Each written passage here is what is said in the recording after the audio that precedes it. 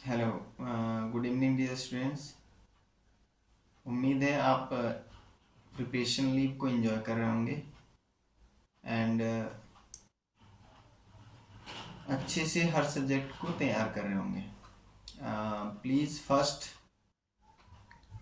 आप किसी भी टाइप का स्ट्रेस ना लें जिससे कि आप न तो पढ़ाई कर पाएंगे और न ही अच्छे मार्क्स ला पाएंगे। तो इससे बेटर है कि आप जिस लेवल पे हैं उस लेवल के अकॉर्डिंग अपने आप को प्रिपेयर करो और विदाउट एनी स्ट्रेस अच्छे मार्क्स लाने की तैयारी करो। आप अगर सोच रहे हैं कि मेरे अभी 55 के अराउंड में हूँ तो 70 लाने की सोचो और उसके अकॉर्डिंग हार्ड वर्क करो।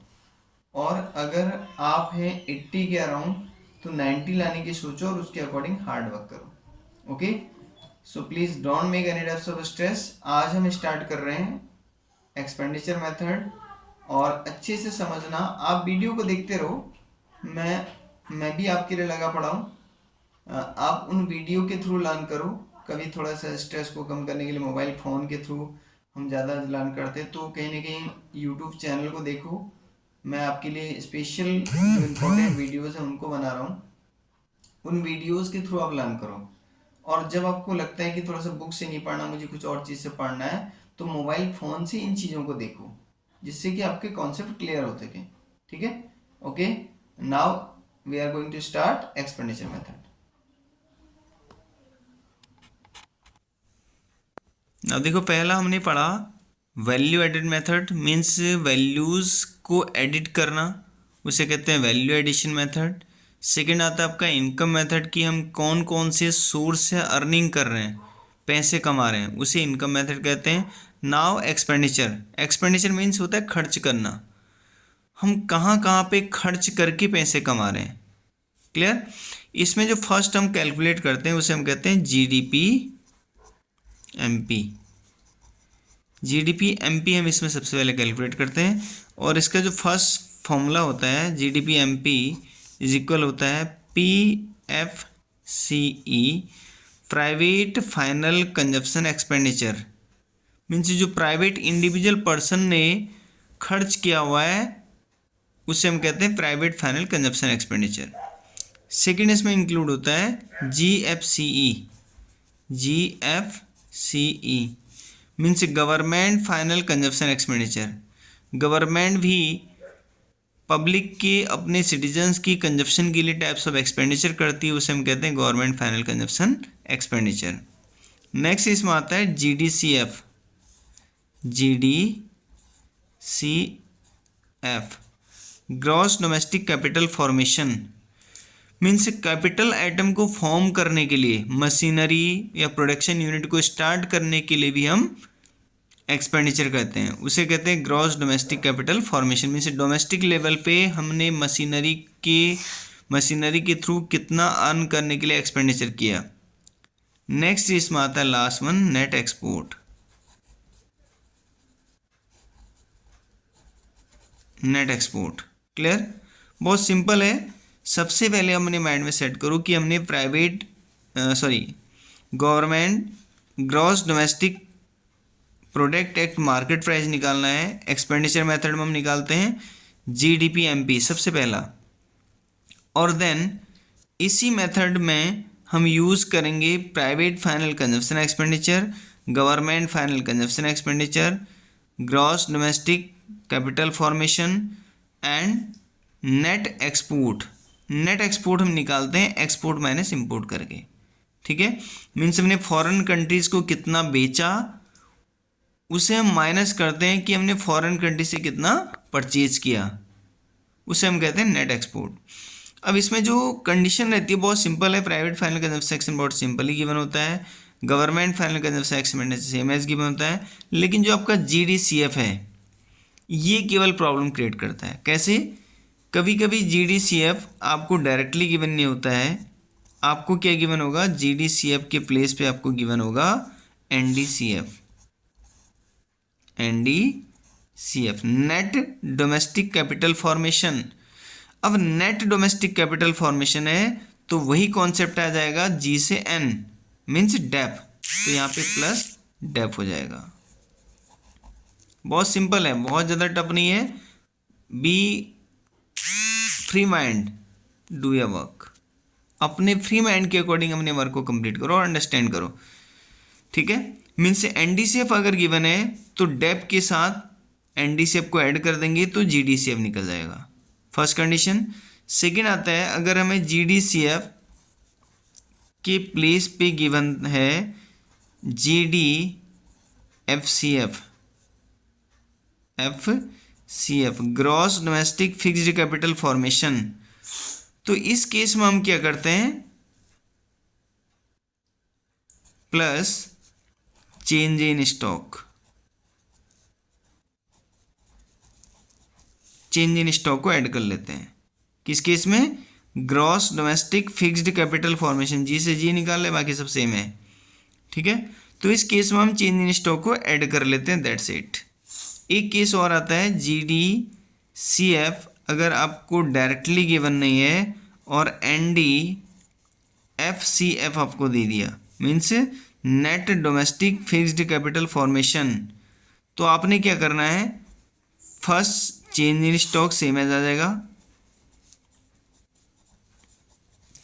और प्लस डेप, इसमें एक चीज़ और इंक्लूड हो जाएगी क्योंकि नेट है यहाँ पे, ग्रॉस नहीं है। यहाँ तो ग्रॉस से ग्रॉस था तो इसलिए डेप का यूज नहीं हुआ, यहाँ ग्रॉस निकालना है नेट से तो प्लस डेप हो जाएगा।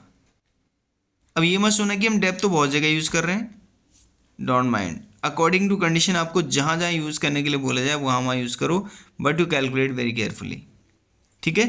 तो ये 3 कंडीशंस होती हैं जो कंफ्यूज क्रिएट करती हैं इस मेथड में, ठीक है। अब नेक्स्ट हमारे से बोला गया कि आप नेशनल इनकम निकालो। नेशनल इनकम मीन्स क्या होता है, नेशनल इनकम मीन्स होता है NNPFC, net national product at factor cost. तो उस केस में हमने क्या करना है, उस केस में हमारा हो जाएगा एनएनपीएफसी इज इक्वल जीडीपीएमपी, क्योंकि हम निकालेंगे इसी से हमें निकालना पड़ेगा क्योंकि हम क्या यूज़ कर रहे हैं, एक्सपेंडिचर मेथड। एक्सपेंडिचर मेथड में फर्स्ट हमने ये कैलकुलेट तो करना ही करना है, then condition according to question, जो कंडीशन क्वेश्चन में गिवन है, ठीक है।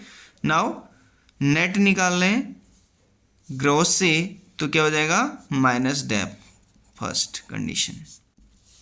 सेकंड, नेशनल निकाल लें डोमेस्टिक से तो क्या हो जाएगा, plus NFIA, net factor income from abroad, ठीक है। नेक्स्ट निकाल लें फैक्टर कॉस्ट मार्केट प्राइस से तो क्या हो जाएगा, माइनस एनआईटी, इंक्लूड हो जाएगा, means net indirect tax. NIT आपको मैंने बता दिया था। एनआईटी वाले केस में क्या होता है कि एनआईटी अगर हमें आईटी गिवन होगा, आईटी मीन्स होता है जीएसटी, आजकल उसे कभी जीएसटी में दे रहा है एग्जामिनर, कभी आपको इनडायरेक्ट टैक्स में दे रहा है, तो both are same. Indirect tax को ही हम जीएसटी कहते हैं, ठीक है। जो आपको गिवन हो उसे आप यूज़ कर लो, ठीक। अब इसमें एक चीज़ आता है एनएफआईए। एनएफआईए भी कहीं ना कहीं कंफ्यूज करता है, किस केस में, जब आता है net factor income to abroad, ठीक है। तो देखो जब टू आता है, टू अब्रॉड वाले केस में हम क्या करते हैं, टू का मीन्स होता है माइनस। एक तो टू को माइनस के रूप में यूज़ कर लो, और दूसरी कंडीशन, अगर आपको वैल्यू भी माइनस में दे दी, 80 दे दिया, माना -80 दे दिया और 2 भी दिया, तो आप क्या करोगे, एक तो -2 वाला, देन -80, और देन ही माइनस माइनस क्या हो जाएंगे, प्लस हो जाएगा, तो 80 बन जाएगा। बहुत अच्छे से समझ लेना, ऐसे केसेस बहुत आते हैं कि टू अब्रॉड भी गिवन होगा और वैल्यू माइनस में भी गिवन होगी, तो उस केस में क्या करना है, 2 के लिए आपने इसे यूज़ कर लिया इस माइनस को, और -80 को वैल्यू को आपने ऐसे पुट कर दिया। अब ये माइनस माइनस मल्टीप्लाई हो तो प्लस बन गया, तो +80 वैल्यू हो जाएगी किसकी, एनएफआई की। अगर फ्रॉम अब्रॉड है तो एज इट इज़ जैसे क्वेश्चन में दे रखा है वैसे ही आप उसे पेस्ट कर दो। क्लियर। दूसरा फॉर्मूला नेशनल इनकम का ये हो गया। अब तीसरा फॉर्मूला, इन केस आपसे कह दिया NDP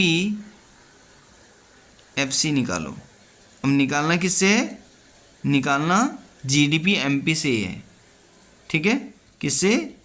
GDP MP से, क्योंकि ये इसी मेथड का क्वेश्चन है। ओके, तो नेट निकाल लें ग्रॉस से, तो क्या हो जाएगा? Minus dep. डोमेस्टिक निकालें डोमेस्टिक से, तो NFI का यूज़ नहीं होगा क्योंकि बोथ आर सेम, ठीक है। फैक्टर कॉस्ट निकाल लें मार्केट प्राइस से। जब फैक्टर कॉस्ट निकालते हैं मार्केट प्राइस से तो माइनस NIT कर देते हैं। बहुत सिंपल है। मीन्स मार्केट प्राइस में टैक्सेस इंक्लूड नहीं होते हैं, ये समझ लो। सॉरी, मार्केट प्राइस में टैक्सेस इंक्लूड होते हैं लेकिन फैक्टर कॉस्ट में टैक्सेस इंक्लूड नहीं होते। जब फैक्टर कॉस्ट वाला केस हो तो NIT को माइनस कर दो, जब मार्केट प्राइस वाला केस हो तो NIT को प्लस कर दो। That's it, very simple. जो क्वेश्चन आपसे निकालने के लिए बोले उसके अकॉर्डिंग आप फॉर्मूले की मेथड को यूज़ करेंगे, सॉरी मेथड के फॉर्मूले को यूज़ करेंगे। क्लियर है? कोई क्वेरी हो तो प्लीज़ डिस्क्रिप्शन बॉक्स में मैं आप इस सारे फॉर्मूले को भी राइट करके आपको दूंगा।